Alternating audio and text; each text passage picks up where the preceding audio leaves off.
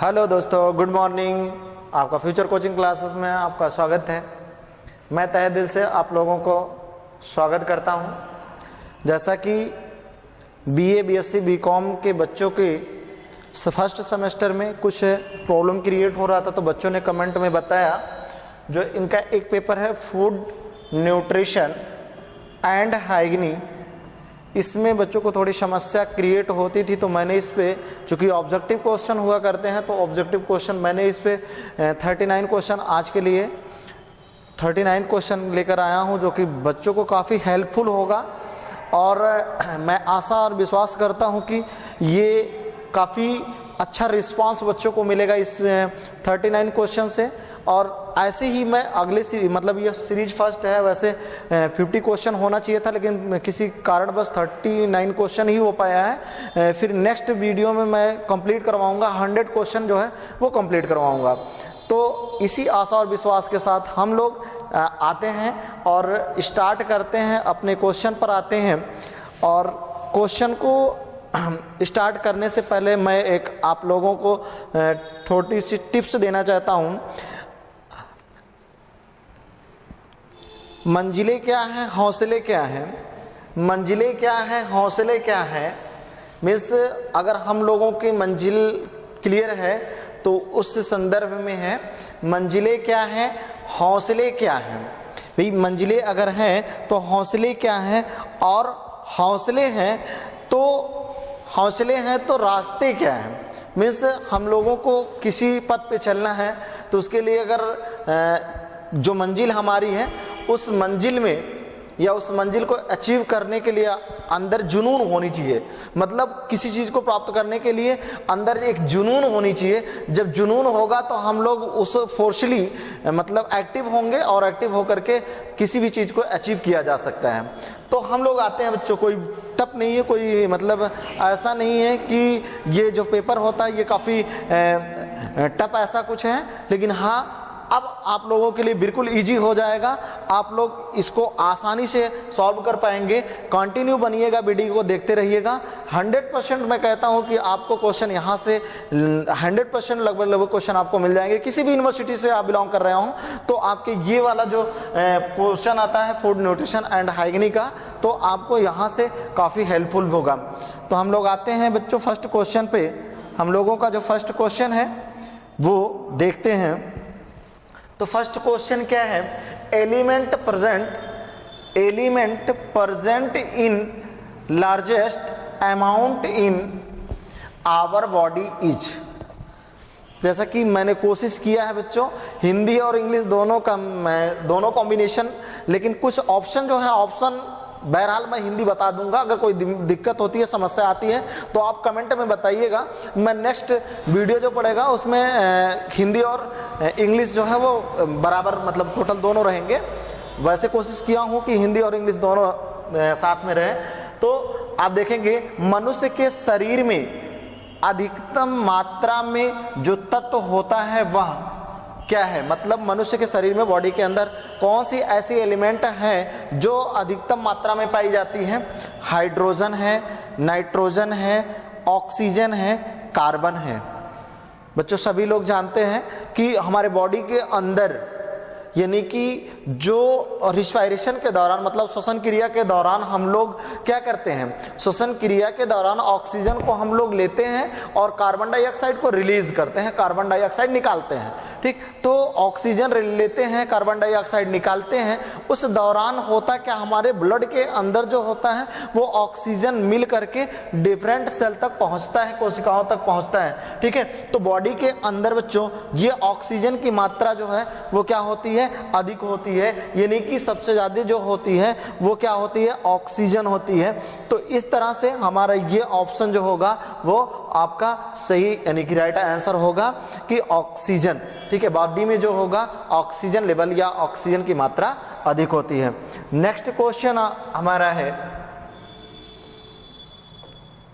Next question है बच्चों, who is the father of nutrition.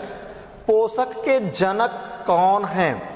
पोषक के जनक कौन है बच्चों, मीन्स पोषक का मतलब क्या है? पोषक तत्व। पोषक तत्वों में आप लोगों ने देखा है कि भाई कुछ पोषक तत्व होते हैं, तो पोषक तत्व में कौन है, इसके जनक कौन है?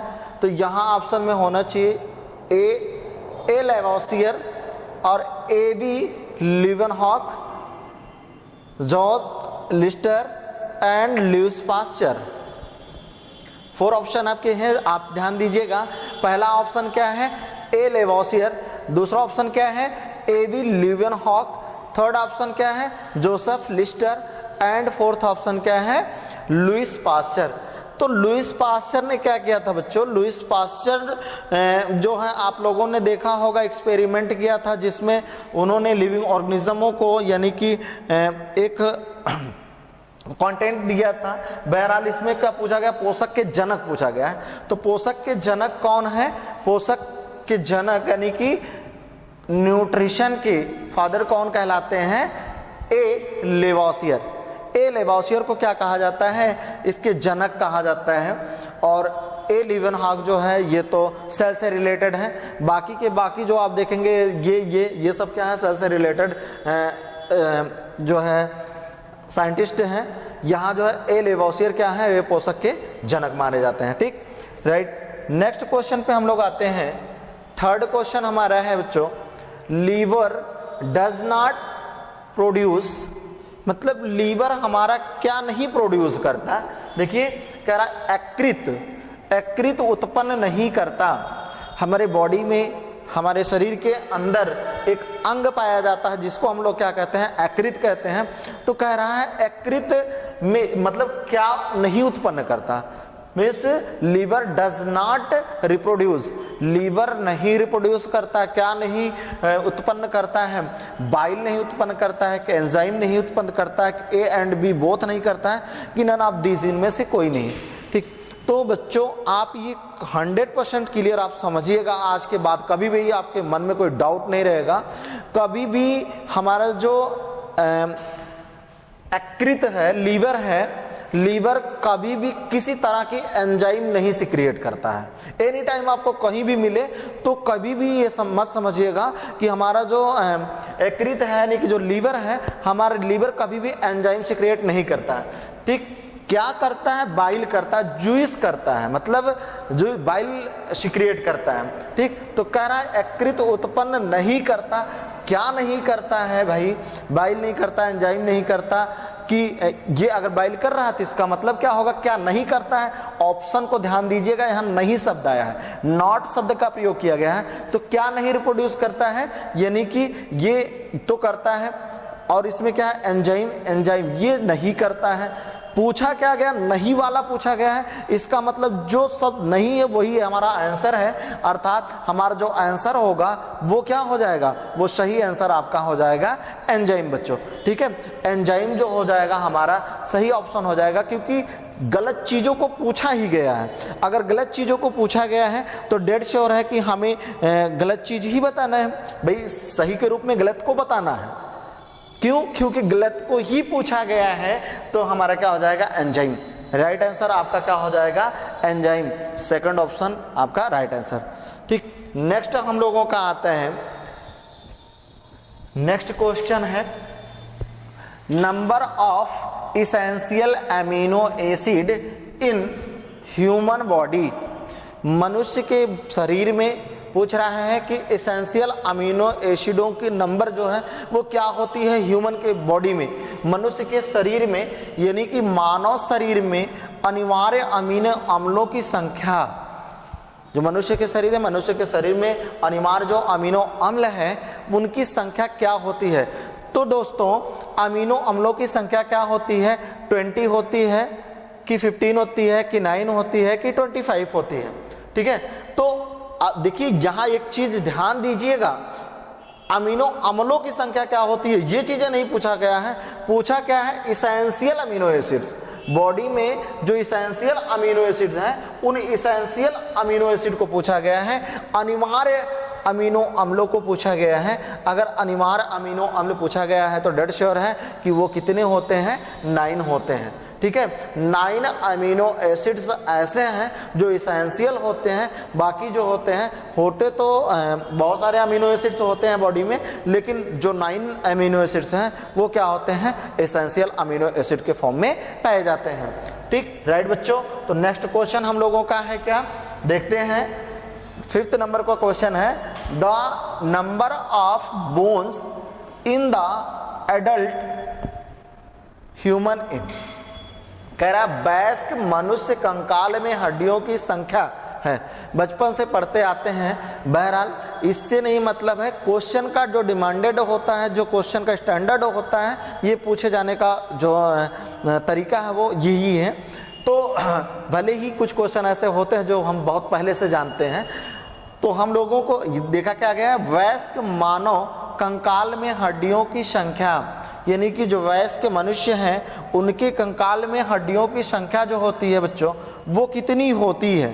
ठीक, तो 200 होती है क्या, नहीं भाई। 210 होती है क्या, नहीं भाई। 209 होती है क्या, नहीं। 206 होती है क्या, बिल्कुल राइट, यानी कि 206 ही होती है। मनुष्य के, वयस्क मनुष्य के शरीर में जो हड्डियों की संख्या होती है वो क्या होती है, 206 होती है। ठीक है, तो पूछा क्या गया, वही चीज पूछा भी गया है कि वयस्क मनुष्य में, वयस्क मनुष्य के शरीर में हड्डियों की जो संख्या होती है, number of bones in adult human कितना है, 206 इज द राइट आंसर। ठीक है, तो ये हो जाएगा हम लोगों का सही ऑप्शन। नेक्स्ट क्वेश्चन हम लोग देखते हैं बच्चों, hinge joint is the also known as, hinge joint जो होती है उसको किसी और नाम से जाना जाता है, वही कह रहा पूछ रहा कि कौन सा नाम है। हिंज संधि को एक अन्य किस नाम से जाना जाता है, एक अन्य किस नाम से इसको जाना जाता है, ये पूछा जा रहा आपसे बच्चों। तो किस नाम से जाना जाता है, ग्लीडिंग ज्वाइंट कहा जाता है क्या, पोविट ज्वाइंट कहा जाता है क्या, सैंडल ज्वाइंट कहा जाता है क्या, ग्लेजिंग मसल ज्वाइंट कहा जाता है क्या। ठीक है, तो आपका कह क्या आ रहा है, हिंज संधि को एक अन्य नाम से जाना जाता है। तो हिंज संधि को हम लोग क्या जानते हैं, जिंगलम सम ज्वाइंट, यानी कि आपका D option is a right answer. ठीक है, यानी कि आपका डी ऑप्शन ही क्या है, सही आंसर है कि इसको किस अन्य नाम से जाना जाता है, जिंगलमसम ज्वाइंट के नाम से इसको हम लोग जानते हैं। ठीक, नेक्स्ट क्वेश्चन हम लोगों का है बच्चों, तो 7 नंबर का क्वेश्चन है दोस्तों, आप देखेंगे, on the basis of function muscles are classified into how many classes, यानी कि कार्य के आधार पर मांसपेशी को कितने वर्गों में वर्गीकृत किया गया है। यानी कि कार्य करने की, यानी कि जो कार्य है, कार्य के आधार पर, चूंकि बॉडी के अंदर बहुत सारे फंक्शंस होते हैं, बहुत सारे फंक्शंस में उनके कार्य के आधार पर कितने भागों में मांसपेशियों को डिवाइड किया गया है, यानी कि बॉडी के अंदर जो मांसपेशियां हैं उन मांसपेशियों को कितने वर्गों में डिवाइड किया गया, कितने भागों में बांटा गया। ठीक, पहला ऑप्शन आपका है 5, 2, 3 एंड 4। ठीक, तो आपका राइट आंसर जो होगा वो होगा 3, यानी कि 3 भागों में डिवाइड किया गया है। कार्य के आधार पर, इसे जो मांसपेशियां हमारी हैं वो कार्य के आधार पर उनको हम लोग 3 भागों में डिवाइड करते हैं। ठीक, तो नेक्स्ट क्वेश्चन पर आते हैं बच्चों, थोड़ा जल्दी जल्दी हम लोग क्वेश्चन को कवर करेंगे, क्वेश्चन चूंकि काफी ज्यादा हैं। तो नेक्स्ट आपका क्वेश्चन है, integrated child development service scheme was launched on, एकीकृत बाल विकास सेवा योजना शुरू हुई थी, मतलब एकीकृत बाल विकास सेवा योजना कब शुरू हुई थी, ये क्वेश्चन में पूछा जा रहा है दोस्तों आपसे। तो कह रहा है 2 अक्टूबर 2000 को शुरू किया गया था, 2 अक्टूबर 1975 में किया गया था, 1975 में, या फिर 26 जनवरी 1986, या नन ऑफ दीज, इनमें से कौन सा एक डेट है जिसमें एकीकृत बाल विकास सेवा योजना शुरू की गई थी। यानी कि एकीकृत बाल विकास योजना सेवा योजना को कब शुरू किया गया था, ये किया गया था दोस्तों 2 अक्टूबर 1975, यानी कि 2 अक्टूबर 1975 में ये क्या किया गया था, स्टार्टअप किया गया था, शुरू किया गया था। ठीक, तो नेक्स्ट क्वेश्चन पे आते हैं हम लोग दोस्तों। नेक्स्ट क्वेश्चन हमारा है, national institute of nutrition is situated in. जो नेशनल इंस्टीट्यूट है दोस्तों, वो नेशनल इंस्टीट्यूट, कौन सा national institute? National institute of nutrition is situated at, मतलब जो पोषण का राष्ट्रीय संस्थान स्थित है, कहाँ पर स्थित है? ये क्वेश्चन में पूछा जा रहा है कि जो राष्ट्रीय पोषण संस्थान स्थित है, कहाँ पे स्थित है? हैदराबाद में स्थित है, न्यू दिल्ली में स्थित है, कोलकाता में स्थित है, महाराष्ट्र में स्थित है। कहाँ पर स्थित है? तो दोस्तों आप लोगों को मालूम है कि ये जो हमारा है वो कहाँ पर है? हैदराबाद में स्थित है। ठीक, तो Hyderabad is the right answer in this question. इस क्वेश्चन का आपका जो सही जवाब होगा वो क्या होगा? हैदराबाद होगा। ठीक है, तो Hyderabad is the right answer. Next question हम लोग देखते हैं दोस्तों। नेक्स्ट क्वेश्चन जो हमारा है वो क्या है? क्वेश्चन नंबर 10 जो है, what happens when insulin is released by the pancreas. Pancreas के द्वारा जो है कह रहा है क्या होता है जब अग्नाशय इंसुलिन का स्रावण करता है। मतलब अग्नाशय इंसुलिन हार्मोन का स्रावण जब करता है तो क्या होता है, बॉडी के अंदर क्या चीजें होती हैं। भाई सीधी सीधी बात है बच्चों कि आप लोगों ने सुना होगा मधुमेह रोग, जिसे डायबिटीज कहा जाता है। डायबिटीज में क्या किया जाता है, जिनको डायबिटीज हुई होती है या डायबिटीज है, उनको इंसुलिन की इंजेक्शन दी जाती है। इंजेक्शन दी जाती है, इसका मतलब क्या होता है? कहते हैं शुगर की बीमारी कहा जाता है ना इसे।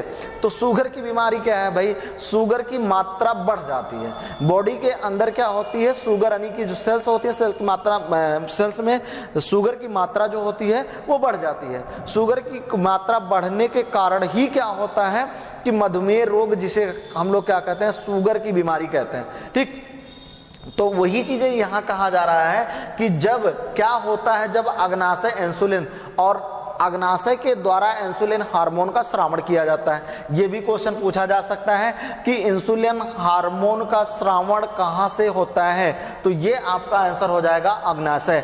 अग्नाशय क्या करता है? पैंक्रियाज क्या करता है? पैंक्रियाज से निकलती है पैंक्रियाटिक जूस। पैंक्रियाटिक जूस में क्या होता है? इंसुलिन हार्मोन होता है। इंसुलिन हार्मोन क्या करता है? कंट्रोल्ड करता है किसको? हमारे शुगर को। ठीक है, शुगर लेवल को। तो क्या होता है? सेल के द्वारा शुगर रिलीज की जाती है, यानी कि glucagon is released by all the cells of the body. Body के सभी सेलों के द्वारा ग्लाइकोजन रिलीज किया जाता है। क्या आगे देखते हैं हम लोग, glucose is released by all the cells of the body. Body के द्वारा यानी कि शरीर के द्वारा, शरीर के सेलों के द्वारा ग्लूकोज रिलीज किया जाता है। क्या नेक्स्ट क्या कर रहा है? The glucose level in the blood go down, मतलब उसको कम करता है। क्या? That is impossible, none of these, इनमें से कोई नहीं। तो आपका जो राइट आंसर हो जाएगा मित्रों, वो आपका राइट आंसर क्या होने वाला है? तो राइट आंसर आपका देखिए, क्या मैंने अभी अभी आपको बताया कि होता क्या है मित्रों, इंसुलिन जो है वो स्रावित होती है या पैंक्रियाज से जब निकलती है तो जितनी सेल होती हैं बॉडी की, हमारे सभी सेलों के द्वारा क्या की जाती हैं, जो ग्लूकोज है उसको रिलीज की जाती हैं ताकि जाकर के उसको वो कंट्रोल किया जाए। ठीक है, तो ये आपका बी ऑप्शन क्या हो जाएगा? सही जवाब हो जाएगा। B option is the right answer. क्या हो जाएगा? Glucose is released by all the cells of the body.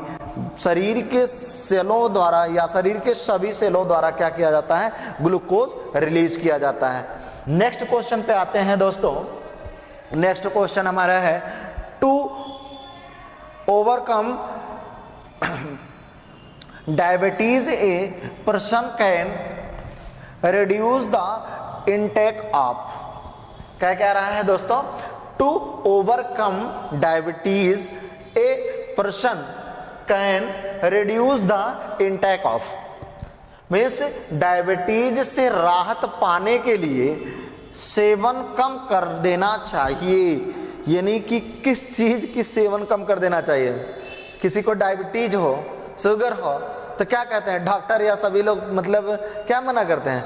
अब यह तो कहेंगे नहीं कि आप रसगुल्ले खूब खाइए, छेना खूब खाइए, ये तो कोई कहेगा नहीं। डॉक्टर तो ये बताता नहीं ना कि भाई आप रसगुल्ले जा करके खूब रसगुल्ले खाइए, नहीं, रसगुल्ले नहीं खाना है आपको, क्या है उसी को रोकना है। यानी कि जो शुगर से बनी हुई मटेरियल्स हैं या शुगर से बनी हुई जो चीज़ें हैं उनको अवॉइड करनी है। तो देखो क्या अवॉइड करनी है बच्चों, प्रोटीन अवॉइड करनी है। भाई प्रोटीन क्या शुगर में पाई जाती है? That is impossible. क्या फैट में पाई जाती है शुगर? नहीं पाई जाती है। विटामिन में पाई जाती है? नहीं। कहाँ होती है? Simple carbohydrate. कार्बोहाइड्रेट में जो सिंपल कार्बोहाइड्रेट है, सिंपल कार्बोहाइड्रेट ही क्या होता है? शुगर इसमें प्रेजेंट होता है। यानी कि इस चीज को हमें क्या करना है? अवॉइड करना है, इस चीज से दूरी बनाना है। यानी कि अगर कोई व्यक्ति मधुमेह रोग से ग्रसित है या डायबिटीज से परेशान है तो उस व्यक्ति को कोशिश किया जाना चाहिए कि उसे जो शुगर से बनी हुई मटेरियल है, सब्सटेंस है, ये शुगर से बनी हुई चीज़ों से दूर रखा जाए। ठीक है, तो आपका राइट आंसर हो जाएगा दोस्तों, क्या हो जाएगा? Simple carbohydrate. Simple carbohydrate is the right answer in this question. Next question हम लोगों का है दोस्तों, the central food technology research institute. देखो ये फुल फॉर्म भी पूछा जा सकता है दोस्तों, देखो इसीलिए मैंने रखा है कि ये CFTRI क्या है? CFTR जो है वो क्या है? Central food technology research institute है। सेंट्रल, ये देखिए, central food technology research institute. ठीक, तो ये आपका फुल फॉर्म भी पूछा जा सकता है, क्वेश्चन में ये भी दिया जा सकता है कि इसका फुल फॉर्म क्या है। ठीक, तो आपका ये इज लोकेटेड इन, ये कहां पर लोकेटेड है, कहां पर स्थित है? हमारा सीधा सीधा क्वेश्चन क्या है, पूछ रहा है ये कहां पर स्थित है? पुणे में पाया जा रहा है, मैसूर में पाया जा रहा है, या फिर रांची में पाया जा रहा है, या फिर शिलोंग में पाया जा रहा है? कहां पर ये स्थित है? क्या भाई ये सेंटर कौन सा सेंटर? CFTRI मतलब central food technology research institute. ये कहाँ पर स्थित है? ये हमारा मैसूर में जो है स्थित है। तो इसका राइट ऑप्शन हो जाएगा, राइट आंसर आपका हो जाएगा B option is the right option. ठीक है, तो सही जवाब आपका हो जाएगा मैसूर। मैसूर में जो है ये सेंटर हमारा CFTRI जो है वो स्थित है। तो यहाँ से दो तीन तरह से क्वेश्चन बन सकते हैं बच्चों। या तो पूछा जा सकता है मैसूर में किस या कौन सी सेंटर जो एस्टेब्लिश की गई है, तो वो कौन सी सेंटर है? Centre food technology research institute है। या तो फिर पूछा जा सकता है कि central food technology research institute का फुल फॉर्म क्या, ये दे देगा, इस तरह से फुल फॉर्म पूछ लेगा। या तो फिर पूछ सकता है ये कहां पर स्थित है। ठीक, तो ये तीन चार तरह से क्वेश्चन यहां से बन सकते हैं दोस्तों, बनाया जा सकता है, काफी इंपॉर्टेंट है, ध्यान दीजिएगा। नेक्स्ट क्वेश्चन हमारा है, typhoid is a disease. Typhoid एक तरह की डिजीज है, टाइफाइड से होने वाली बीमारी है। टाइफाइड से होने वाली बीमारी है, ये क्या भाई, क्या मसला है? टाइफाइड से होने वाली बीमारी नहीं भाई, यहां कुछ बीच में है। किससे? देखो, टाइफाइड से होने वाली बीमारी, किससे होने वाली बीमारी, उसी को तो ढूंढना है दोस्तों, उसी को ढूंढना। क्या बैक्टीरिया से होने वाली बीमारी है, फंजाई से होने वाली बीमारी है, या वायरल बीमारी है, या प्रोटोजोआ से होने वाली बीमारी है? तो ये क्या है? हम लोग जनरली सभी लोग जानते हैं ये क्या होता है? बैक्टीरियल होता है, बैक्टीरिया से होने वाली बीमारी है। यानी कि टाइफाइड इज द, या कह सकते हैं आप लोग टाइफाइड जो होता है वो क्या है? बैक्टीरियल डिजीज है। ठीक, तो यहां पर आपका हो जाएगा बैक्टीरिया। अब देखो, टाइफाइड इज ए बैक्टीरियल या बैक्टीरियल डिजीज, या ये क्या है? बैक्टीरियल डिजीज है। नेक्स्ट क्वेश्चन दोस्तों हम लोगों का है, देखते हैं, the deficiency of vitamin E leads to, क्या कह रहा है, the deficiency of vitamin E leads to, vitamin E की कमी से होता है, क्या होता है, विटामिन ई की कमी से होने वाला रोग क्या है। एक दिन मैंने एक वीडियो में आप लोगों को बताया था, विटामिन पढ़ाया था, तो उसमें बताया गया था, देखिएगा, सर्च कर लीजिएगा, हो सकता मिले तो उसमें विटामिन के बारे में मैंने बताया था, vitamin A, vitamin B, vitamin C, vitamin D, सबका रासायनिक नाम क्या होता है, रासायनिक नाम के साथ साथ इससे होने वाली बीमारियां क्या हैं, ये चीज़ें बताया था। तो यहाँ पर तो दोस्तों ये आपका हो जाएगा soft bone, bleeding gum, muscle weakness and neurological disorders. क्या है, यानी विटामिन ई की कमी से होने वाला रोग, यानी कि विटामिन ई की कमी से क्या होता है भाई, सॉफ्ट बोन होता है, क्या बोन सॉफ्ट होना मतलब क्या होना, कैल्शियम की कमी होना। भाई अगर स्ट्रांग बोन नहीं है, हम जानते हैं हमारे दांत की ऊपरी परत या हमारा बोन्स जो होती है वो किससे बना हुआ होता है, कैल्शियम से बना होता है, ठीक है, कैल्शियम की बनी हुई होती है, तो कैल्शियम तो हो नहीं सकता भाई, ये तो सॉफ्ट बोन के लिए तो हो सकता है, ठीक।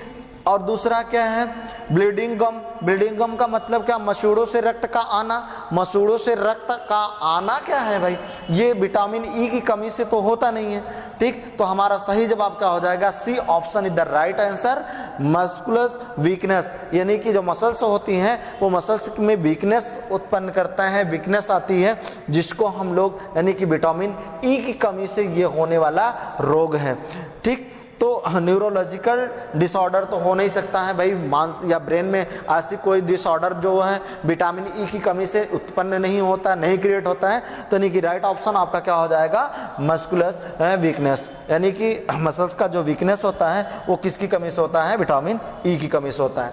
तो नेक्स्ट क्वेश्चन हम लोगों का है दोस्तों, gestation period in human beings is, मनुष्यों में जो गैस्टेशन पीरियड है यानी कि गर्भकाल की अवधि है, मनुष्य में गर्भकाल की जो अवधि होती है वो क्या होती है, 9 मंथ। आप लोगों ने, सब लोगों ने गांव में, आप देहात जो बिल्कुल पढ़े लिखे नहीं उनको भी मालूम होता है 9 मंथ में ही बच्चा पैदा होता है, ठीक। तो ये 9 महीने में, कहता है ना 9 महीने में बच्चा पैदा होता है, तो 9 महीने में यानी कि यहाँ पर आप देख रहे हैं ऐसा नहीं ऑप्शन में है, ऑप्शन में क्या है, 14 वीक है, 37 वीक है, 365 वीक, 45 वीक।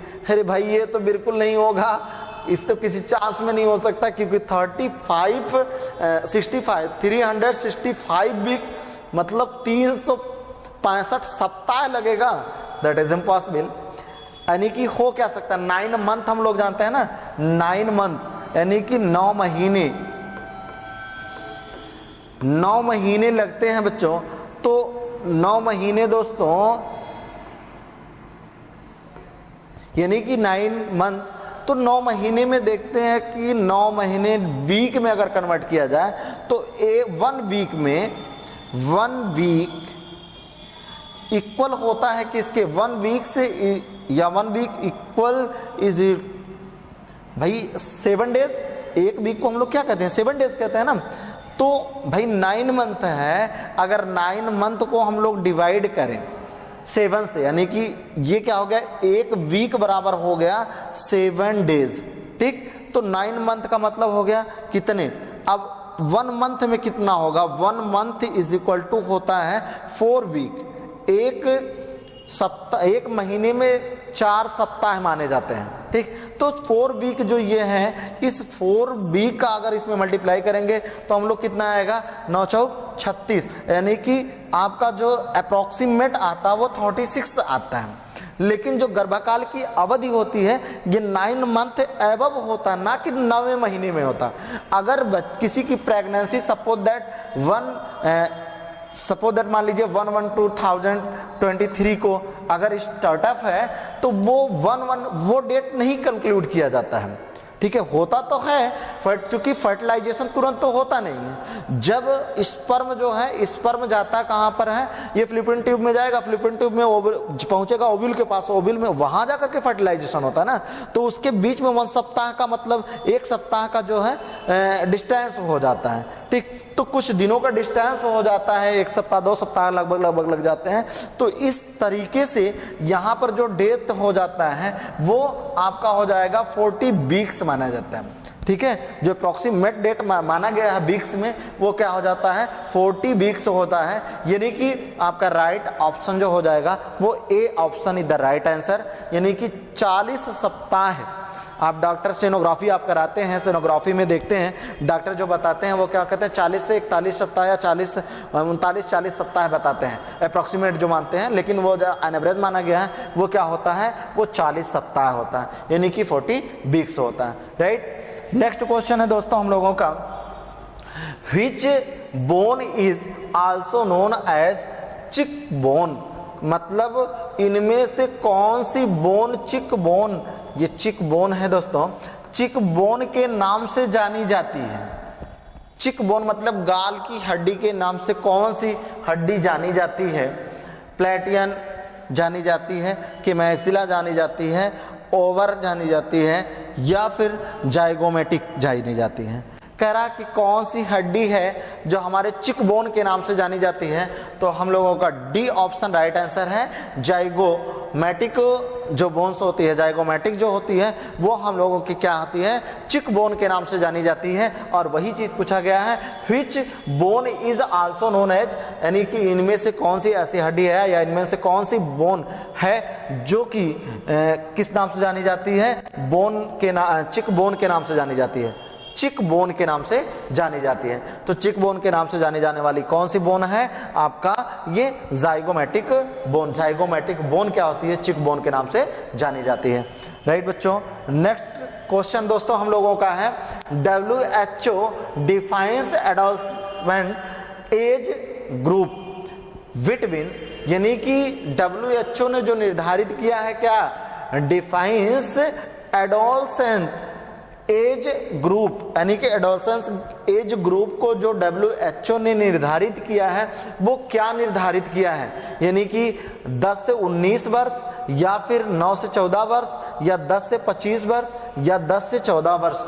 यानी कि आपका राइट ऑप्शन हो जाएगा 10 से 19 वर्ष, यानी कि 10 से 19 वर्ष का जो एज माना जाता है वो क्या माना जाता है, किसके द्वारा, WHO के द्वारा, जो वर्ल्ड हेल्थ ऑर्गेनाइजेशन है, वर्ल्ड हेल्थ ऑर्गेनाइजेशन के द्वारा जो चीजें सेग्रीफाइड की गई हैं, किसके लिए, एडोलसेंस एज के लिए, ये एडोलसेंस एज ग्रुप के लिए WHO ने, वर्ल्ड हेल्थ ऑर्गेनाइजेशन ने जो निर्धारित किया है वो क्या होता है, आयु क्या होती है दोस्तों, वो 10 से 19 वर्ष की आयु को क्या मानता है, इनफैक्ट मानता है।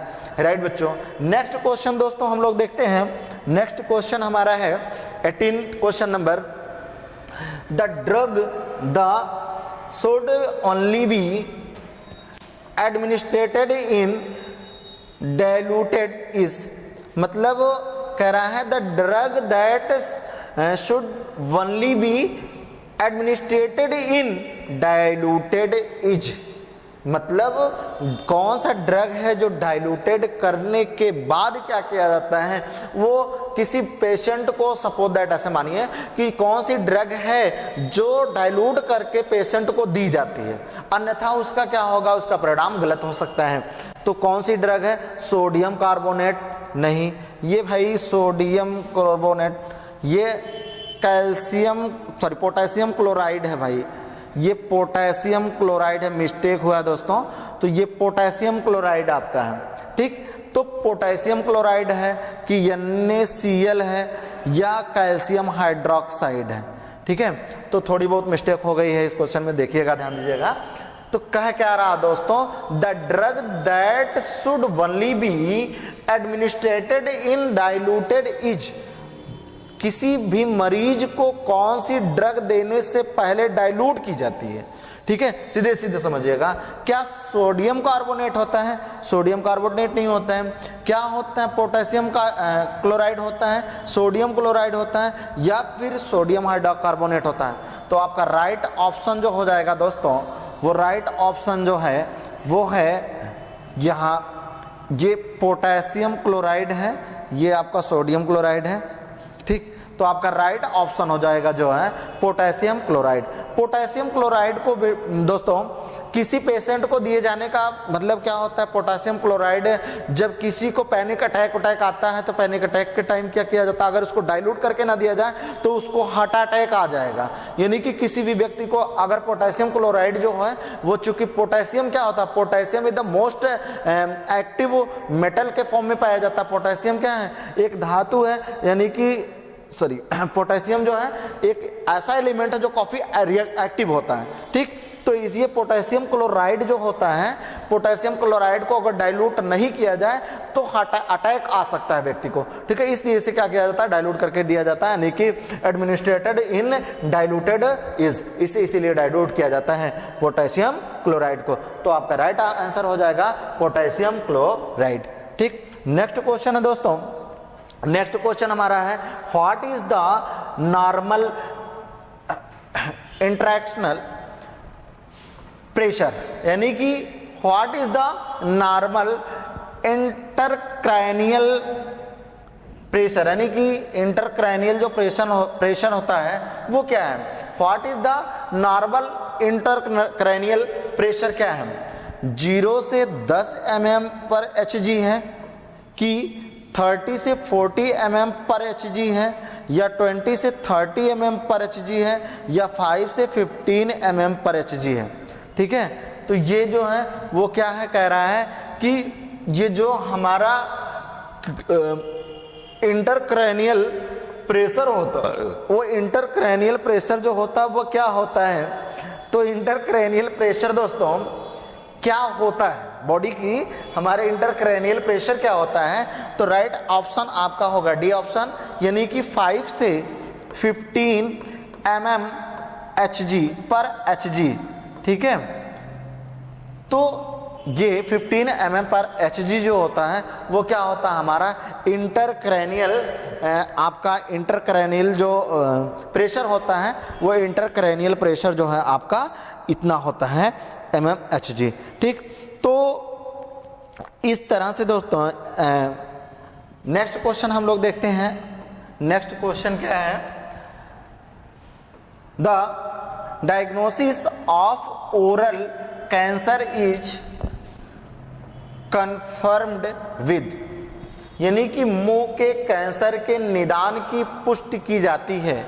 यानी कि किसी व्यक्ति को अगर माउथ कैंसर है तो उस माउथ कैंसर यानी कि ओरल कैंसर अगर किसी व्यक्ति को है, मतलब मुंह का कैंसर है, तो उस मुख के कैंसर की पुष्टि किस टेस्ट के द्वारा की जाती है? यानी कि सीधे सीधे आप पूछा जा रहा है वो क्यों, कौन सी टेस्ट की जाती है? ठीक है, थोड़ा कंफ्यूजन बढ़ाया है, बस आप समझिएगा। मुंह के कैंसर के निदान की पुष्टि की जाती है, निदान की पुष्टि की जाती है, मतलब जो माउथ का कैंसर होता है, भाई माउथ का कैंसर हो गया, बहुत सारा ब्रेस्ट का कैंसर होता है, या डिफरेंट टाइप के कैंसर, ब्लड कैंसर होता है, डिफरेंट टाइप के कैंसर पाए जाते हैं। तो जो माउथ का कैंसर होता है उसके निदान की पुष्टि किसके द्वारा किया जाता है?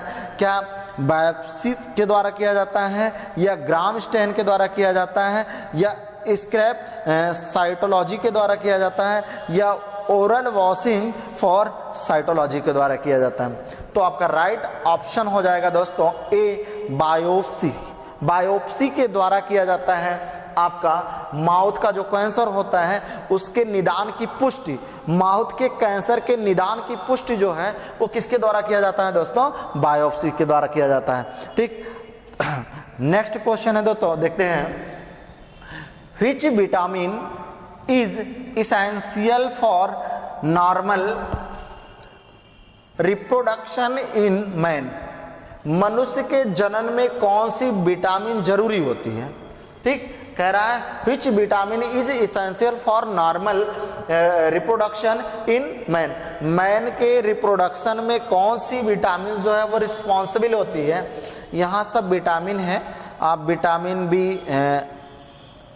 यहाँ सब विटामिन समझिएगा, विटामिन लिखा नहीं गया है बहरहाल, ठीक है। तो कौन सी ऐसी विटामिन है जो रिस्पॉन्सिबल है इसके लिए, आप आंसर देने की कोशिश करिएगा दोस्तों, कौन सी विटामिन है जो इसके लिए रिस्पॉन्सिबल है। तो आप देख सकते हैं पहला क्या है विटामिन ए, दूसरा क्या है आपका विटामिन बी, तीसरा क्या है विटामिन के, फोर्थ ऑप्शन आपका है विटामिन ई, ठीक। तो मनुष्य के जो रिप्रोडक्शन है, रिप्रोडक्शन के लिए कौन सी विटामिन उपयुक्त होती है, तो आपका विटामिन ई की को हम क्या कहते हैं, ये सेक्स विटामिन के नाम से भी जानी जाती है, इसलिए यानी कि vitamin is the right answer. आपका विटामिन ई यानी कि डी ऑप्शन जो है वो आपका सही जवाब है दोस्तों, ठीक है। नेक्स्ट क्वेश्चन देखते हैं दोस्तों, थोड़ा जल्दी जल्दी हम लोग करेंगे अब।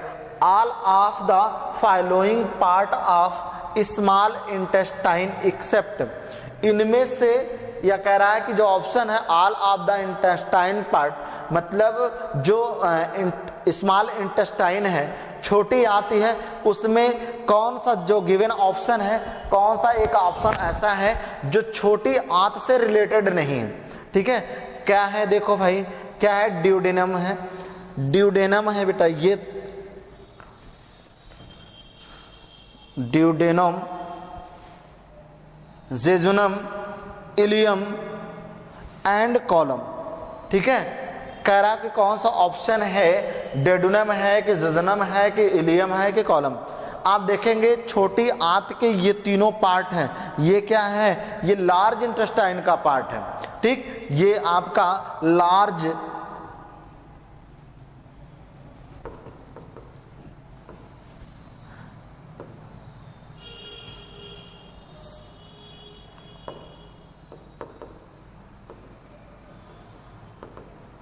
ये लार्ज इंटेस्टाइन का पार्ट होता है। कौन, कॉलम जो होता है, कॉलम क्या है, ये लार्ज क्लोन, ये लार्ज इंटेस्टाइन का पार्ट होता है। बाकी ये सब तीनों क्या है, ये आपके स्मॉल इंटेस्टाइन के पार्ट होते हैं, स्मॉल इंटेस्टाइन के पार्ट हैं, ये आपके स्मॉल इंटेस्टाइन के पार्ट हैं, ठीक। तो ये स्मॉल इंटेस्टाइन के पार्ट है, ये क्या है आपका लार्ज इंटेस्टाइन का पार्ट है दोस्तों, ठीक। तो इस तरह से कह रहा कि एक्सेप्ट, भाई सभी कह रहा all of the following part of small intestine, सभी जो है स्मॉल इंटेस्टाइन के पार्ट है एक्सेप्ट को छोड़ करके, मतलब इनमें से कौन छोटी आंत, ये आंत है दोस्तों, छोटी आंत का भाग नहीं है। तो छोटी आंत का भाग कौन नहीं है, क्लोन नहीं है। क्लोन क्या है, बड़ी आंत का भाग है, यानी कि ये लार्ज इंटेस्टाइन का पार्ट है, ये बड़ी आंत का भाग है। तो यही ऑप्शन हमारा सही होगा, यानी कि बड़ी आंत का, ये आपका जो है ये बड़ी आंत का पार्ट है, ठीक। नेक्स्ट क्वेश्चन देखते हैं दोस्तों। नेक्स्ट क्वेश्चन है which of the following is sexually transmitted disease, यानी कि कौन सा ऐसा है, निम्न में से कौन यौन संचरित रोग है, मतलब कौन सी सेक्सुअली ट्रांसमिटेड डिजीज है, कौन सी ऐसी रोग है या कौन सी ऐसी बीमारी है जो सेक्सुअली ट्रांसमिटेड होती है, एक दूसरे से सेक्सुअल संबंध के द्वारा, यानी कि सेक्स के द्वारा, संबंध के द्वारा या किसी संबंध के द्वारा वो ट्रांसमिट होती है, एक से दूसरे तक पहुंचती है। कौन सी ऐसी डिजीज है, पैरालाइसिस है क्या, पैरालाइसिस एंड मेंटल डिप्रेशन है क्या, लीवर सीरियासिस है क्या, हार्पिस है क्या, यानी कि इनमें से कौन सा ऐसा है कि जो यौन संचरित होता है, मतलब सेक्सुअली जो है ट्रांसमिटेड होता है। तो भाई पैरालाइसिस, पैरालाइसिस क्या होता है, पैरालाइसिस यानी कि किसी को फालिज मारता है, पैरालाइसिस कहते हैं आप लोग। तो पैरालाइसिस क्या किसी के सेक्सुअल से संबंधित है इससे? नहीं भाई, ये तो बिल्कुल नहीं होगा। मेंटल डिसऑर्डर, यानी कि मेंटल डिसऑर्डर क्या मस्तिष्क के डिसऑर्डर जो होते हैं क्या इसके द्वारा होता है? नहीं भाई, इसके द्वारा नहीं होता है। लीवर क्राइसिस, ये के द्वारा होता है? नहीं, यानी कि D option is the right answer, यानी कि डी ऑप्शन क्या होगा आपका सही जवाब होगा मित्रों। यानी कि हार्पिस के द्वारा जो होता है, हार्पिस क्या होती है, हार्पिस जो है ये क्या किसके द्वारा होती है, ट्रांसमिटेड होती है, सेक्सुअली ट्रांसमिटेड होती है। ठीक, तो सेक्सुअली ट्रांसमिटेड कौन होती है, हार्पिस होती है। ठीक, नेक्स्ट क्वेश्चन पे आते हैं दोस्तों। नेक्स्ट क्वेश्चन है हम लोगों का, which system of the human body in attacked by the HIV virus. HIV virus जो है मानव शरीर के किस प्रणाली पर हमला करता है, यानी कि किस प्रणाली पर वो हमला करता है, इम्यूनिटी सिस्टम पर हमला करता है कि आपके डाइजेस्टिव सिस्टम पर हमला करता है कि नर्वस सिस्टम पर हमला करता है या आपके स्किन पर हमला करता है। ठीक है, तो HIV जो वायरस होते हैं दोस्तों, ये क्या करता है, सबसे पहले HIV वायरस, चूंकि अगर किसी को HIV हुआ तो काफ़ी लॉन्ग टाइम तक, यानी कि 10 से 12 साल तक वो जीवित रह सकता है। अगर वो HIV पॉजिटिव मतलब HIV से ग्रसित है तो वो नियर अबाउट 9-10 ईयर तक वो जो है वो जीवित रह सकता है। क्यों? क्योंकि तब तक वो वायरस जो होता है चीज़ों को नष्ट करने पे लगा हुआ होता है, मतलब पूरी तरह से नष्ट करता है। किस चीज़ को नष्ट करता है, वो पूरे इम्यूनो सिस्टम को नष्ट करता है। ठीक है, तो आपका राइट आंसर हो जाएगा दोस्तों इम्यूनिटी सिस्टम, यानी कि इम्यूनिटी पावर को क्या करता है, वो कम कर देता है, इम्यूनो सिस्टम को क्या करता है, वो नष्ट करता है। तो आपका जवाब क्या हो जाएगा, A option is the right answer. Next question पे आते हैं दोस्तों, structural and functional unit of kidney is, यानी कि गुर्दे की संरचनात्मक एवं क्रियात्मक इकाई है। गुर्दे की, हमारे गुर्दे की जो संरचनात्मक और क्रियात्मक इकाई है क्या है, नेफ्रॉन है, न्यूरॉन है, एस्ट्रोजन है या फिर एंड्रोजन है। ठीक है, तो सभी लोग जानते हैं ये क्या होता है, गुर्दे की संरचनात्मक एवं कार्यात्मक जो इकाई होती है वो क्या होती है, नेफ्रॉन होती है। Nephron is the right answer, यानी कि A option is the right answer. Next question पे आते हैं दोस्तों। नेक्स्ट क्वेश्चन हमारा है, पुरुष में हीमोग्लोबिन का सामान्य स्तर कितना होता है, यानी कि haemoglobin level in male, male में हीमोग्लोबिन का जो लेवल होता है दोस्तों वो क्या होता है, मेल में हीमोग्लोबिन का लेवल क्या है, 13 to 16 ग्राम पर डीएल या 10 to 12 ग्राम पर डीएल या 10 to 30 ग्राम पर डीएल या फिर 13 to 20 ग्राम पर डीएल क्या होता है। तो पुरुष में पूछा है, पुरुष और महिला में दोनों में अलग अलग होता है दोस्तों।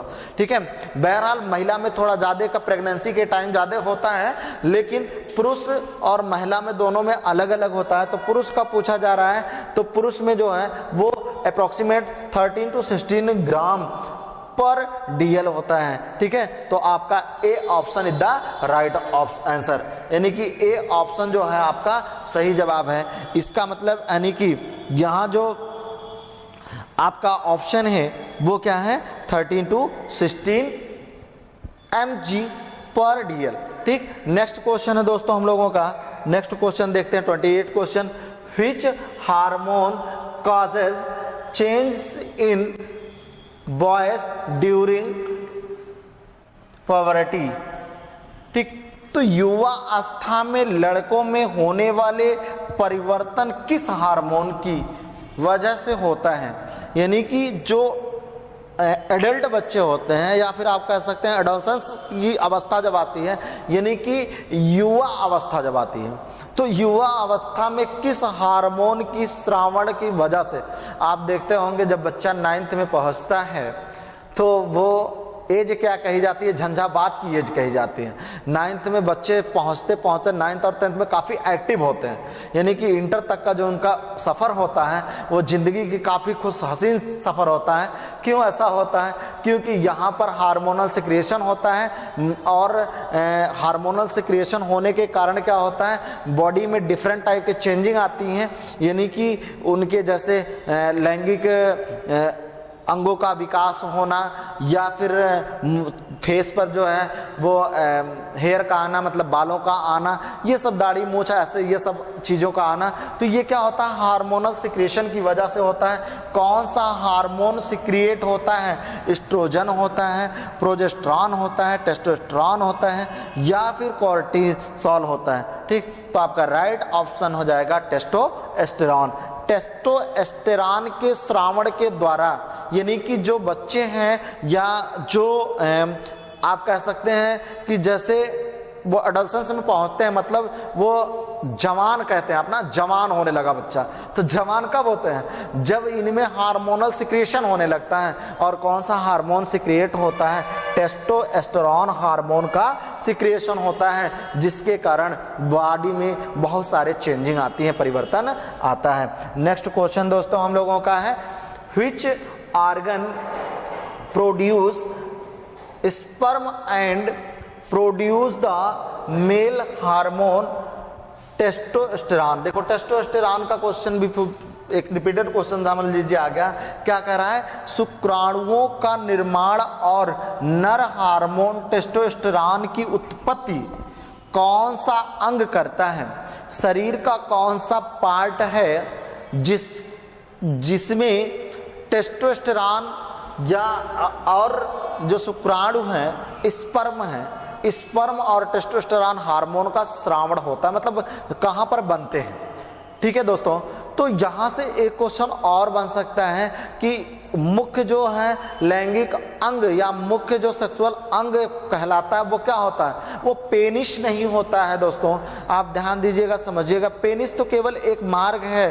क्या है कि यानी कि मेल और फीमेल के बीच, यानी कि जब फर्टिलाइजेशन होता है, यानी कि जब संबंध होता है मेल एंड फीमेल का, उसमें स्पर्म फीमेल तक पहुंचाने का एक साधन होता है। आप कह लीजिए एक तरह की नलिका है, जो कि जिस नलिका के थ्रू क्या होता है कि फीमेल के अंदर स्पर्म पहुंचाया जाता है। स्पर्म फीमेल के अंदर जाता है और क्या करता है? फर्टिलाइज करेगा एग को, और एग को फर्टिलाइज करके जाइगोट बनाएगा। इस तरह से जो है वो न्यू बेबी का बॉर्न करेगी, जन्म देगी। ठीक है, तो अब क्या क्वेश्चन में दोस्तों पूछ रहा है, शुक्राणु का निर्माण, जो शुक्राणु स्पर्म बनता है मेल के अंदर, वो कहाँ पर बनता है, यानी कि किस अंग में बनता है? ठीक है, तो टेस्टिस में होता है क्या?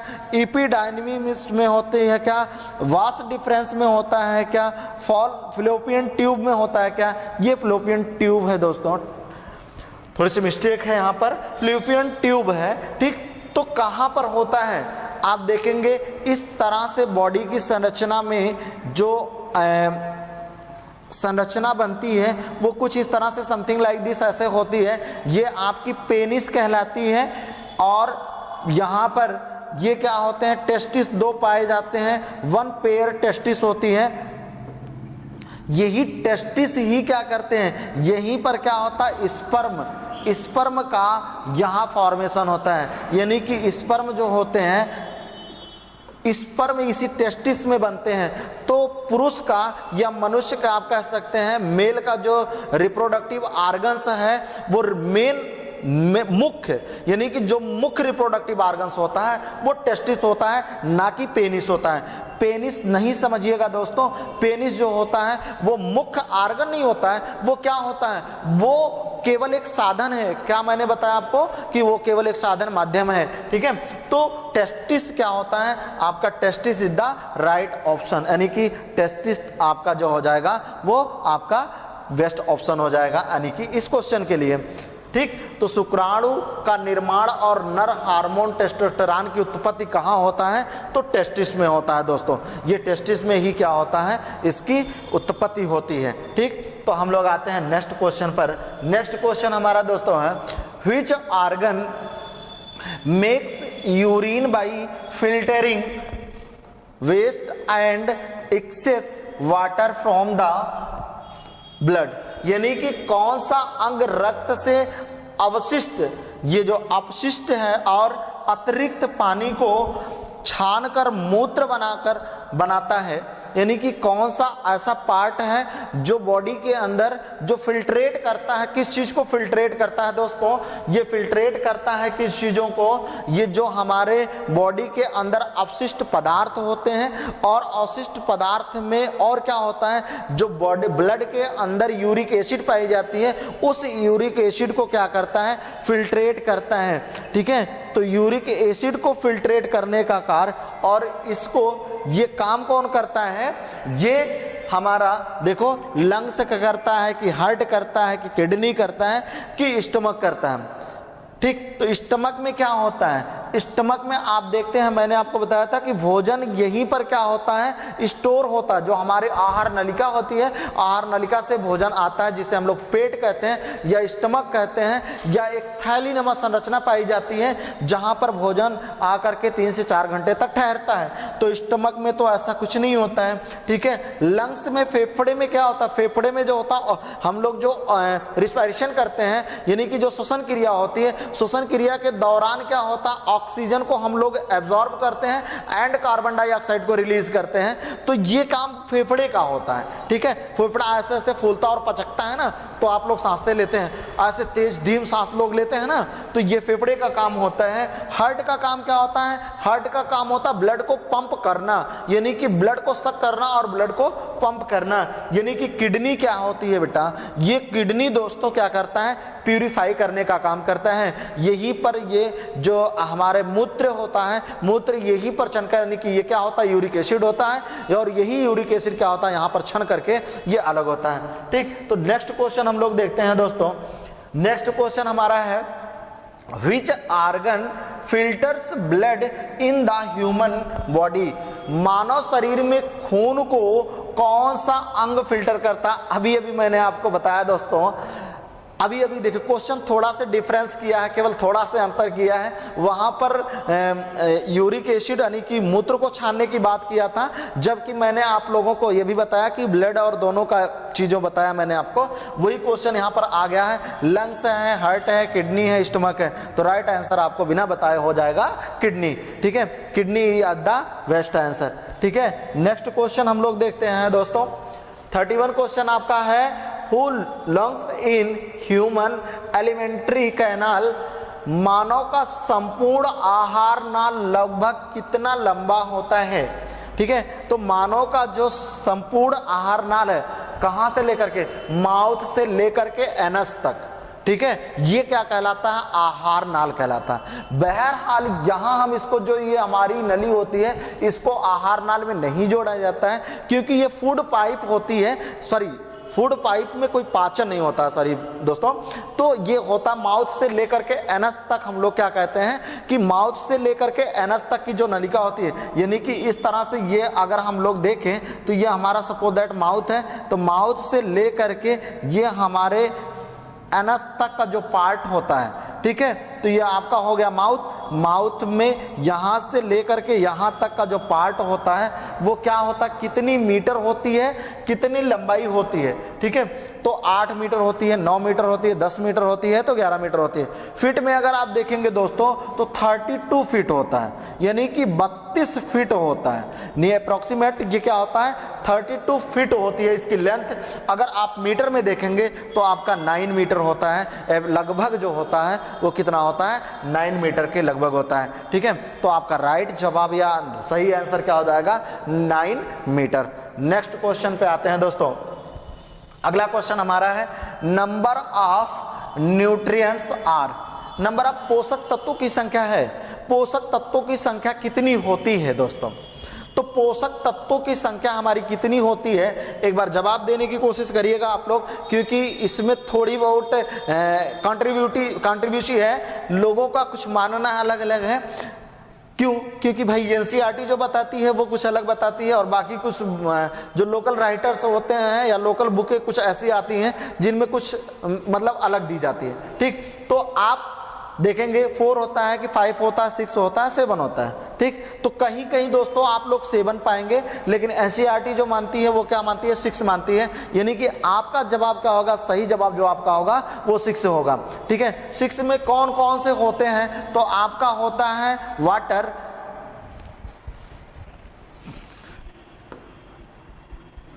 वाटर आपका हो गया, फर्स्ट आपका हो जाएगा वाटर, दूसरा आपका हो जाएगा विटामिन,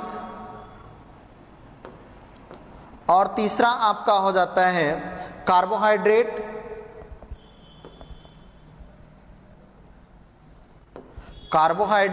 फोर्थ आपका हो जाएगा प्रोटीन, फिफ्थ आपका, यानी कि देखिए क्या क्या है, वाटर है, विटामिन है, वाटर, विटामिन, कार्बोहाइड्रेट, प्रोटीन, और फिफ्थ आपका है फैट। ठीक, कितना हो गया दोस्तों? 5 हो गया ना। कौन कौन सा? कार्बोहाइड्रेट हो गया, वाटर हो गया, प्रोटीन हो गया, फैट हो गया, विटामिन हो गया, और क्या होता है, और क्या बचता है? ठीक, 6 नंबर पे आता है आपके मिनरल्स। ठीक, मिनरल्स। ठीक, तो इस तरह से आपके 6 जो होते हैं वो क्या होते हैं? पोषक तत्व कहलाते हैं। कौन? वाटर है, विटामिन है, कार्बोहाइड्रेट है, प्रोटीन है, फैट और मिनरल्स। ये 6 जो होते हैं यही आपके क्या होते हैं? मुख्य रूप से पोषक तत्व होते हैं। ठीक, तो आप लोग नेक्स्ट क्वेश्चन देखते हैं दोस्तों। हम लोग नेक्स्ट क्वेश्चन है, निम्न में से कौन सा पोषक तत्व शरीर की रोग प्रतिरोधक क्षमता की वृद्धि में सहायक है? यानी कि जो रोग प्रतिरोधक क्षमता है कौन सा, यानी कि हमारे बॉडी के अंदर निम्न में से कौन पोषक तत्व शरीर की रोग प्रतिरोधक क्षमता को बढ़ाता है, वृद्धि में सहायक होता है? ठीक है, हेल्प करता है। तो हेल्प कौन करता है? विटामिन करता है कि खनिज लवण करता है कि प्रोटीन करता है कि ये सभी करते हैं? कौन करता है? तो क्या भाई विटामिन योगदान करता है कि नहीं करता है? यानी कि जो हमारे बॉडी के अंदर कोई भी डिजीज अगर काज कर रहा है तो क्या उसके लिए प्रोटीन रिस्पॉन्सिबल नहीं होगा? क्या उसके लिए विटामिन रिस्पॉन्सिबल नहीं होगा? अगर किसी विटामिन की कमी हो जाती है तो डिफरेंट टाइप के विटामिन की कमी से डिफरेंट टाइप के डिजीज नहीं होते, रोग नहीं होते हैं। तो रोग प्रतिरोधक क्षमता को बढ़ाने के लिए कौन सा कह रहा है कि वृद्धि में सहायक होते हैं? विटामिन, हाँ होते हैं। खनिज लवण, अभी अभी मैंने बताया पोषक तत्व में खनिज मिनरल्स आते हैं। ठीक है, तो ये भी हो जाएगा, ये भी सहायक होते हैं। प्रोटीन, अभी अभी मैंने आपको बताया दोस्तों, पिछले क्वेश्चन में मैंने बताया कि विटामिन होते हैं, खनिज होते हैं, प्रोटीन होते हैं, ये सभी होते हैं ना। तो इसका मतलब ये हेल्प करेंगे, सहायता करेंगे। तो ऑप्शन आपका सही हो जाएगा ए सभी। आपका right answer D option is the right answer, यानी कि ए सभी जो होगा ये क्या होंगे? जो है हमारे वृद्धि में सहायक होंगे, यानी कि प्रतिरोधक जो क्षमता है उस प्रतिरोधक क्षमता में क्या करेंगे? सहायक होंगे। तो नेक्स्ट क्वेश्चन है दोस्तों हम लोगों का, अच्छे स्वास्थ्य के लिए आवश्यक है, क्या आवश्यक है? पर्याप्त नींद आवश्यक है कि उचित पोषण आवश्यक है कि स्वस्थ मनोरंजन आवश्यक है कि सभी? क्या आवश्यक है? बहुत अच्छा क्वेश्चन है दोस्तों। पर्याप्त नींद, अगर आप मिनिमम, अगर वयस्क बच्चों में तो 10-12 घंटे तक हो सकता है, 10-10 घंटे तक कोई दिक्कत नहीं है 10 से 12 साल के बच्चों में। लेकिन अगर आप वयस्कता में 18 से 20-25 साल की उम्र में, 30 साल के लगभग उम्र में, तो मिनिमम आपको कम से कम 6 घंटे की नींद तो लेनी ही चाहिए। ठीक है, अगर 6 घंटे की नींद नहीं लेते हैं तो अनिद्रा की आपको प्रॉब्लम हो सकती है, या धीरे धीरे क्या करेगी, वो एंजाइटी का शिकार बनाएगी। तो इस तरह से डिफरेंट डिजीजें कॉज हो जाएंगी। तो पर्याप्त नींद लेना जरूरी है, बिल्कुल बात सही है कि पर्याप्त नींद लेनी चाहिए। उचित पोषण करना चाहिए। अगर ठूस लोगे यहाँ तक, कहीं आप पार्टी में चले जाओ, ठूस लो पूरा, यहाँ तक आप खा लोगे तो क्या होगा? वोमिटिंग हो जाएगी ना भाई। उतनी ही बॉडी की जितनी हमारी कैपेसिटी है उतनी चीजों को आप एब्जॉर्ब करेंगे तो ठीक है, मेंटेन करेगा। अगर जरूरत से ज्यादा चीजों को वहां रखेंगे तो क्या होगा? उसका कहीं ना कहीं अनबैलेंस्ड होगा ना। तो भाई उचित पोषण भी करना जरूरी है। और क्या? स्वास्थ्य मनोरंजन, यानी कि मनोरंजन, जो स्वास्थ्य मनोरंजन होना चाहिए। तो ये क्या होगा? D option is the right answer, यानी कि ये सभी जरूरी है। यानी किसके लिए ये सभी जरूरी? अच्छे स्वास्थ्य के लिए ये सभी चीजें आवश्यक हैं। राइट, नेक्स्ट क्वेश्चन है दोस्तों, it is an increase depth of respiration. ये देखिए काफी अच्छा क्वेश्चन है, आप इसको ध्यान से समझिएगा। क्या चीजें पूछा? डेप्थ पूछी है, यानी कि रिस्पायरेशन की डेप्थ पूछी है, गहराई पूछी है बेटा। ठीक है दोस्तों, तो श्वसन की गहराई बढ़ाने को कहा जाता है। श्वसन की जो गहराई है उसको बढ़ाने को क्या कहा जाता है? यानी कि बॉडी में जो श्वसन क्रिया होती है उस श्वसन क्रिया की गहराई को बढ़ाने को कहा क्या जाता है? ठीक है, एपोनिया कहा जाता है, कि हाइपरपोनिया कहा जाता है, कि डायस्पोनिया कहा जाता है, कि अदरपोनियास कहा जाता है? क्या कहा जाता है दोस्तों? तो राइट आंसर आपका हो जाएगा बी, पोनिया कहा जाता है। यानी कि श्वसन की गहराई बढ़ाने को, जो श्वसन की गहराई, जब हम लोग क्या करते हैं तेजी से सांस लेते हैं ना, मतलब तेजी सांस लेने का मतलब क्या करते हैं हम लोग, गहरा मतलब श्वसन की गहराई को, डेप्थ को उसको बढ़ाते हैं, मतलब तेजी से सांस लेते हैं ना। तो तेजी से जो सांस लिया जाता है दोस्तों वो क्या होता है, do not increment of respiration. Respiration को हम लोग इंक्रीज नहीं, उसमें नहीं इंक्रीज कर बढ़ा रहे हैं, उसको नहीं बढ़ा रहे हैं, उसकी डेप्थ की, उसकी गहराई को बढ़ा रहे हैं। ठीक है, जब गहराई को बढ़ाया जाता है तब क्या कहा जाता है, हाइपरपोनिया कहा जाता है। तो आपका बी ऑप्शन क्या हो जाएगा, राइट आंसर। नेक्स्ट क्वेश्चन देखते हैं दोस्तों। नेक्स्ट क्वेश्चन हम लोगों का है, part of sperm invalid in penetrating egg membrane is. अंडे की झिल्ली को भेदने में शामिल शुक्राणु का हिस्सा है। क्या समझ में आया बच्चों? अंडे की झिल्ली यानी कि जो ये सपोज दैट हमारा क्या है, ये एग है और हमारा ये आपका स्पर्म है, इस तरह से समथिंग लाइक ऐसे स्पर्म होता है। ठीक है, तो स्पर्म क्या करता, मूव करके ऐसे जाता है, कहां पर, हमने क्या बताया कि जो पेनिस होता है, पेनिस क्या करता है, जो वेजाइनल पोर होता है, उस वेजाइनल पोर के द्वारा यानी कि इंटर करवाता है स्पर्म को। अब इंटर करवाता है स्पर्म, स्पर्म क्या करता है, स्पर्म जाकर के एग को फर्टिलाइज करता है। ठीक है, तो जब ये दोनों आपस में फर्टिलाइज होते हैं, करते हैं, ये इसको फर्टिलाइज करता है एग को, तो पूछ रहा है अंडे की झिल्ली को भेदने में शामिल शुक्राणु का हिस्सा है, शामिल शुक्राणु का हिस्सा है, ये वाला पार्ट आपका है कि ये वाला पार्ट आपका है कि ये मिडिल पार्ट है, कौन सा पार्ट है जो कि सबसे पहले इसको क्या करता है, भेदता है? तो आप देखेंगे ये आगे वाला पोर्शन ही क्या करता है, यही पार्ट जो होता है वो इस तरह से इसको क्या करता है, फ्यूज करता है, मतलब फर्टिलाइज करता है। तो वो कौन सा पार्ट, उस पार्ट को क्या कहा जाता है दोस्तों, ये वाला माउथ वाला पार्ट जो होता है, ये वाला पार्ट, इसका ये पार्ट कहलाता है एक्रोसोम। ठीक है, एक्रोसोम।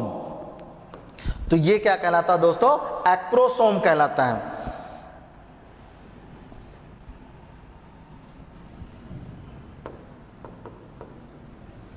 एक्रोसोम। ठीक, तो आपका राइट ऑप्शन हो जाएगा बी ऑप्शन, एक्रोसोम। ठीक, तो क्या कह रहा, दूसरा क्या कह, पहला देखो क्या कह रहा है, ऑटोसोम्स होता है, नहीं भाई, एलोसोम्स होता है, नहीं, टेल होता है। टेल के बाद मैंने बताया कि ना तो टेल के द्वारा होता है, ना मिडिल के द्वारा होता है, ना हेड के द्वारा होता है। ये ऊपरी भाग यानी कि जो बाहरी प्रति यानी कि जो माउथ लाइक यानी कि माउथ तो नहीं होता है, लेकिन जो आगे वाला पोर्शन होता है उसको हम लोग क्या कहते हैं, एक्रोसोम कहते हैं। एक्रोसोम ही क्या करता है, एग से फ्यूजन करता है। जो ओवरी के अंदर फ्लूपियन ट्यूब होता है, फ्लूपियन ट्यूब में जो एग होते हैं, एग को जाकर के भेदने का जो कार्य करता है, फर्टिलाइज करने का कार्य करता है, वो कौन करता है, एक्रोसोम करता है। ठीक, नेक्स्ट क्वेश्चन है दोस्तों, नेक्स्ट क्वेश्चन हमारा 38 है, the second stage of labour is of. श्रम का दूसरा चरण क्या होता है? देखो दोस्तों, पहला, दूसरा, तीसरा, चौथा, 3 चरण होते हैं। पहला चरण क्या होता है, पहला चरण होता है सर्विक्स का फुलाने की। श्रम का मतलब क्या होता है, जब डिलीवरी होनी होती है तो डिलीवरी होने टाइम में, डिलीवरी के टाइम में क्या चीजें होती हैं पहले। ठीक है, पहले क्या होता है, सर्विक्स का मुंह खुलता है। ठीक है, पहला कंडीशन क्या बनता है, डायलेशन ऑफ सर्विक्स। सर्विक्स का माउथ जो होता है वो खुलता है, पहली कंडीशन होती है सर्विक्स का मुख खुलना। ठीक है, तो जो नर्स होती हैं वो क्या करती हैं, कहती हैं फिंगर 1 फिंगर 2 फिंगर या 2 फिंगर 3 फिंगर जो है वो ओपन हुआ है सर्विक्स। ठीक है, तो उससे वो लोग पता लगाती हैं, बता देती हैं कि नियर अबाउट अप्रॉक्सीमेट 2 घंटे 3 घंटे 4 घंटे में डिलीवरी हो सकती है। ठीक, तो वो डिपेंड किस पर करता है, जब सर्विक्स का मुंह खुलता है तो भाई सर्विक्स का मुंह खुलने का मतलब क्या होता है, जो हमारा बेबी होता है, बेबी पूरी तरह से रोटेट होकर के उसका जो हेड होता है वो सर्विक्स पर आ जाता है, यानी कि सर्विक्स पर पड़ता है तो एक प्रेशर डालता है, उस प्रेशर की वजह से क्या होता है, सर्विक्स का मुंह जो होता है वो खुलता है। तो सर्विक्स का मुंह फर्स्ट स्टेज यानी कि पहला स्टेज जो होता है वो क्या होता है, सर्विक्स का मुंह खुलना। और दूसरा क्या, देखो आगे क्या करा है, एक्सप्लेशन ऑफ फोटल्स, यानी कि जो फुटल्स होता है, आप कह सकते हैं कि जो बच्चेदानी आप कह सकते हैं ना, कि जो जिसमें बच्चा पैक्ड होता है, वो दूसरे नंबर पे क्या होता है, वो बाहर की तरफ आता है ना, यानी कि ऊपर खुलता है। भाई पहले तो वही आएगा, बच्चा ही आएगा, ठीक। तो दूसरे नंबर पे आपका क्या होता है, बेबी, मतलब जो बच्चा होता है वो बाहर आता है। तीसरे नंबर पे क्या होता है, प्लेसेंटा, डिलीवरी होती है। जो प्लेसेंटा होता है यानी कि जो बच्चे को माँ से जोड़ने का कार्य करता है, यानी कि बच्चे की नाभि जो जुड़ी हुई होती है वो प्लेसेंटा के द्वारा जुड़ी होती है। और प्लेसेंटा में न्यूट्रिएंट्स, जो माता के द्वारा न्यूट्रिएंट्स लिया जाता है वो प्लेसेंटा में पहुंचता है। प्लेसेंटा के द्वारा क्या होता है, वो बच्चे तक पहुंचता है।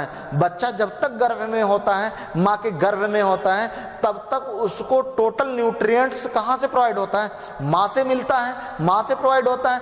तो माँ में वो चीजें, वो न्यूट्रिएंट्स आता कहाँ से, कैसे वो बच्चे तक पहुंचता है, कनेक्टिव लिंक एक है, समझ लीजिए। Placenta is the connective link to the mother and baby, बच्चे और माता के बीच जोड़ने का जो कार्य करता है वो कौन करता है, प्लेसेंटा करता है। तो सेकेंड पोजीशन पर ये आएगा, थर्ड पोजीशन पर आपका ये आएगा। तो पूछा क्या, पोजीशन पूछा है, the second stage of labour is of, मतलब इसमें से श्रम का दूसरा चरण क्या है, तो श्रम का दूसरा चरण है दोस्तों एक्सप्लोशन ऑफ फीटल्स। जो फीटल्स होगा उसका बाहर आना, दूसरा चरण आपका ये होगा, राइट। नेक्स्ट क्वेश्चन पे आते हैं दोस्तों हम लोग। नेक्स्ट क्वेश्चन है, failures of testis to descend into scrotum is called, यानी कि वृषण का अंडकोश में उतरने में विफलता को कहा जाता है। यानी कि क्या कहा जाता है, जो अंडकोश है यानी कि वृषण में उसके उतरने की जो विफलता होती है, उस विफलता को क्या कहा जाता है। नेक्स्ट क्वेश्चन आपका 38 क्वेश्चन है दोस्तों, आप ध्यान दीजिएगा इस क्वेश्चन में, काफी अच्छा क्वेश्चन आपका है। ये क्या कहा जाता है, इसको क्या कहा जाता है, तो इसको क्या क्रस्टेशियन कहा जाता है, इम्पोर्टेंसी कहा जाता है, या क्रेप्टोक्राइडिज्म कहा जाता है, या नन ऑफ दीज कहा जाता है। तो आपका राइट आंसर हो जाएगा क्रेप्टोक्राइडिज्म, ठीक है। क्रेप्टोक्राइडिज्म जो है वो क्या कहा जाता है, जब वृषण का अंडकोश में उतरने में विफलता होती है तो उसको क्या कहा जाता है, क्रेप्टोक्राइडिज्म, ठीक। तो ये आपका राइट आंसर हो जाएगा दोस्तों, ठीक। तो नेक्स्ट क्वेश्चन एंड संभवतः लास्ट क्वेश्चन हम लोगों का होगा दोस्तों। लास्ट क्वेश्चन क्या है, इन 28 day human ovarian cycle ovulation occurs on, यानी कि 28 दिनों में मानव डिंब ग्रंथि चक्र का ओव्यूलेशन होता है। यानी कि जो अंडे होते हैं दोस्तों, उनका जो ओव्यूलेशन होता है 28 डे में, वो मतलब कब होता है, ठीक है। 28 दिन में होता है कि 14 दिन में होता है कि 5 डे में होता है कि 1 डे में होता है। तो आपका राइट आंसर दोस्तों क्या होगा, आप बताइएगा राइट आंसर क्या होगा। तो आपका राइट आंसर हो जाएगा 14 डेज, ठीक है। 14 दिन में क्या होता है, ओव्यूलेशन होता है, अंडे की जो डिंबाड़ी के द्वारा ओव्यूलेशन होता है वो क्या होता है, 14 दिन में होता है, ठीक है। इस तरह से साइकिल कंप्लीट होती है। तो आज के लिए दोस्तों बस इतना। आप कमेंट करके हमें बताएंगे, कमेंट में आप बताइएगा जरूर कि आपको क्वेश्चन कैसे लगे, या अगर वीडियो अच्छा लगा तो इसको आप लाइक करिएगा, शेयर करिएगा अपने दोस्तों तक, क्योंकि ज़्यादा से ज़्यादा लोगों तक ये पहुंच सके। तो आप लोग शेयर करिएगा और चैनल को सब्सक्राइब करिएगा दोस्तों। और इसी के साथ मैं आप लोगों से आज अलविदा लेता हूं। फिर नेक्स्ट वीडियो अगर आप लोग कमेंट में हमें जैसा भी सुझाव देंगे उसी तरह से मैं कमेंट का आप लोगों की वेट करूंगा, और उसी के अकॉर्डिंग मैं अगला वीडियो जो है वो आपके लिए लेकर आऊंगा। धन्यवाद, थैंक यू बच्चों।